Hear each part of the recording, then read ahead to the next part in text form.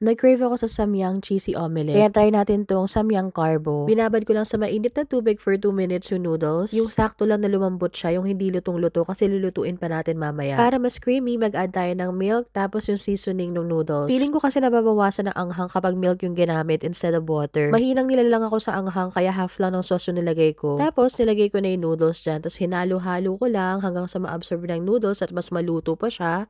Tapos hanggang ganito na siya. Dito ko talaga lutuin yung buldak carbonara. Sobrang sarap, sobrang creamy. Tapos ginawa ko din para sa egg natin. So, 2 egg lang yung ginamit ko dyan. Palilagay mo lang yung egg, tapos antayin mo lang maluto bago mo ilagay yung noodles. Tapos, lagyan mo na ng noodles yung kalahating part nung itlog. Tapos, lagyan mo na ng cheese. Yung iba nilalagyan ng sausage, pero dahil wala akong sausage, ito lang muna. Tapos, i-cover mo na yung kalahati nung egg. Hindi ko na ayos na maayos, hindi tuloy pantay, hindi ko nasara ng maayos or natakpan ng maayos. Ang sarap pala ng ganitong may egg. Actually, ito lang busog ka na agad. Sa samyang buldak, ito talagang carbo yung gusto ko, saka yung rosé, sobrang sarap nun. Minsan lang ako kumain ng instant noodles, kaya sinusulit ko talaga. Try nyo din ng ganitong luto.